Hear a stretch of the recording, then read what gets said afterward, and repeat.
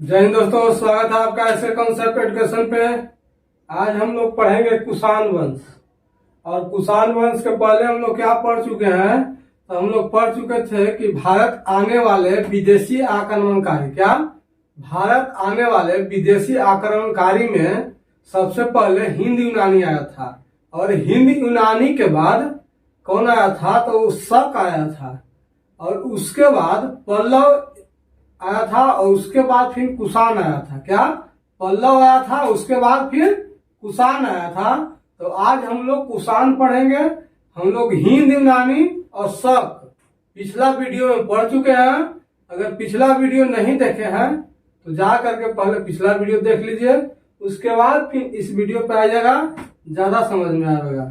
तो हम लोग क्या पढ़ चुके हैं, हिंद यूनानी और शक पढ़ चुके हैं। तो कुषाण पर आने से पहले, क्या कुषाण पर आने से पहले हम लोग थोड़ा पल्लव वंश पर चर्चा कर ले। क्या पल्लव पर चर्चा कर ले। जो पल्लव भारत पर आक्रमण किया था, तो पल्लव पर चर्चा कर ले। तो पल्लव से ज्यादा क्वेश्चन एग्जाम में नहीं आया था, और वो कोई ज्यादा इम्पोर्टेंट भी नहीं है। तो हम लोग कुषाण पढ़ने से पहले, उसके पहले हम लोग पल्लव पर चर्चा करते हैं। तो पल्लव को जो था उसको पर्थियाई भी कहा जाता है। क्या पल्लव को पर्थियाई भी कहा जाता है। क्या कहा जाता है, पर्थियाई भी कहा जाता है। और जैसे ही शकों की समाप्ति होता है, क्या जैसे ही शकों की समाप्ति होता है, शक जब खत्म होने के कगार पर होता है, शकों का राज, तो देखिएगा कि पल्लव आता है। क्या पर्थियाई, या उसको पल्लव कहते हैं, ज्यादा प्रसिद्ध पल्लव के नाम से है। पर्थियाई भी उसको कहा जाता है। तो शक के बाद आया था। किसको बाद, शक के बाद पल्लव आया था।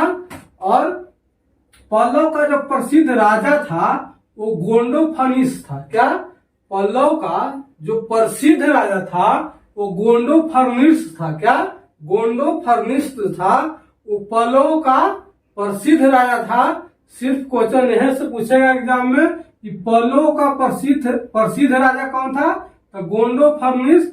और एक पूछता क्वेश्चन कि सेंट थॉमस, क्या सेंट जो थॉमस था वो भारत आया था गोंडोफनिस के समय में ही, भारत आया था। पल्लव के समय में ही जो सेंट थॉमस था वो भारत आया था।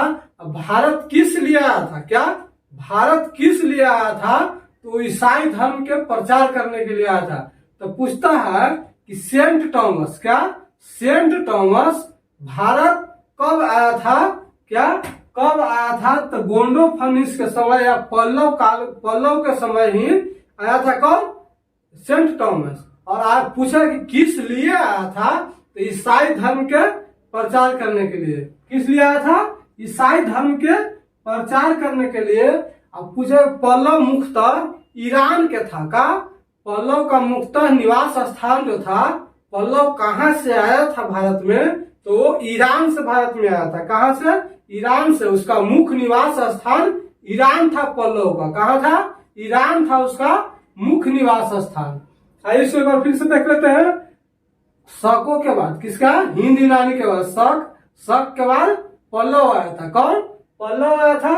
अब पल्लव के शकों के जैसे ही समाप्ति होता है पल्लव आता है। पल्लव का प्रसिद्ध राजा कौन था, तो गोंडोफर्निस था। क्या गोंडोफर्निस था। और गोंडोफर्निस के समय में सेंट थॉमस आता है। क्या सेंट थॉमस आता है।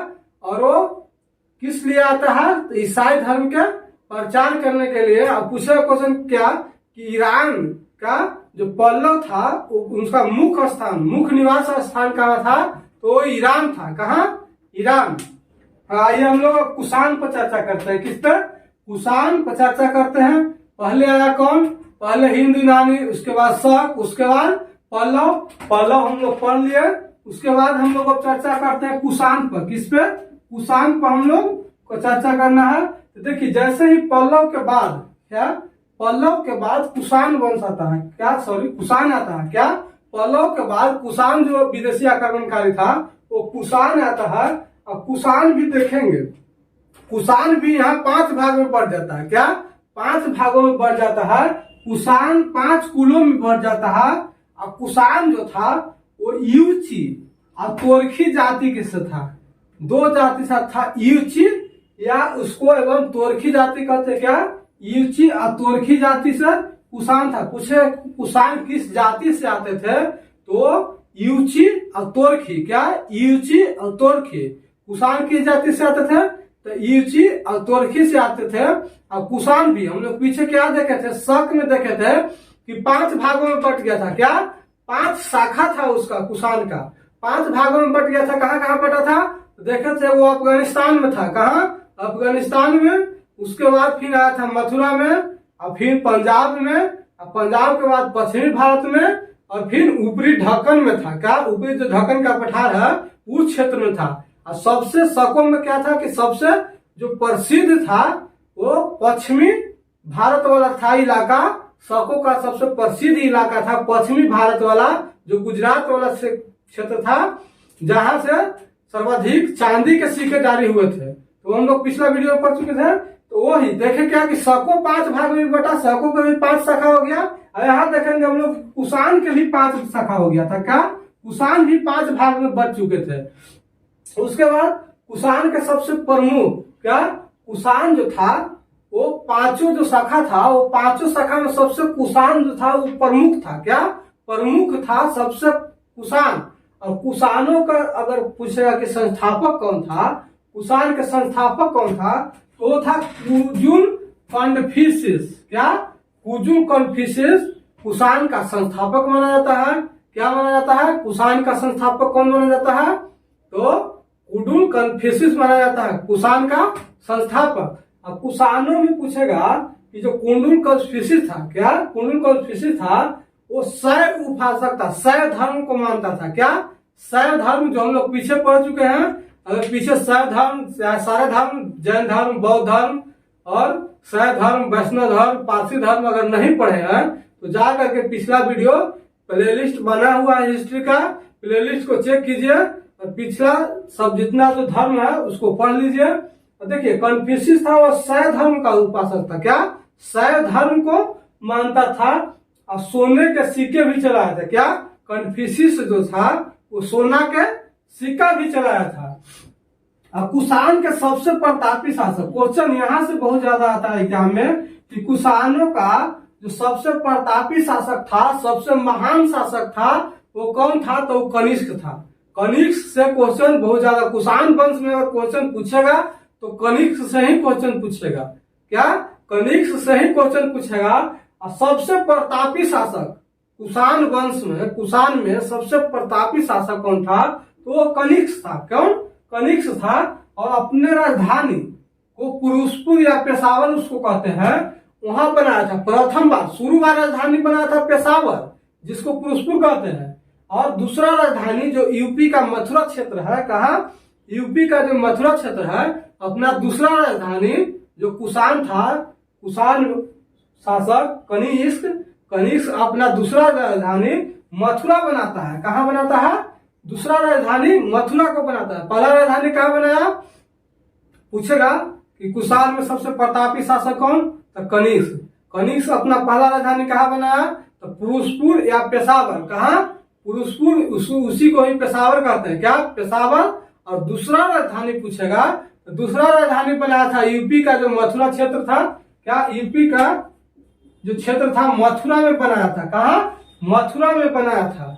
और कनिष्क शक संवत की शुरुआत करता है, क्या शक संवत की शुरुआत करता है 78 ईस्वी में। कब, 78 ईस्वी में शक संवत की शुरुआत होता है। कितने ईस्वी में, 78 ईस्वी में शक संवत की शुरुआत होता है।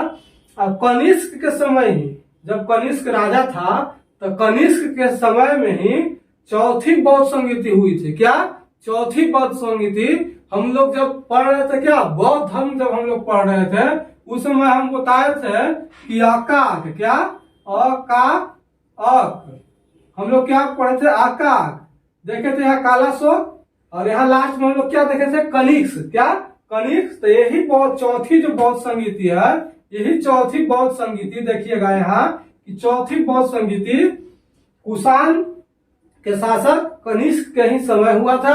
और वो कहाँ हुआ था, उसका स्थान कहाँ था, तो कुंडल वन कश्मीर। कहाँ, कुंडल वन का जो जगह है वो कहाँ है, तो कश्मीर में है। कहाँ, कुंडल वन कश्मीर में है जगह, तो वहीं कुंडल वन कश्मीर में चौथी बौद्ध संगीति होता है और उसकी अध्यक्षता कौन करते हैं, तो वसुमित्र। कौन?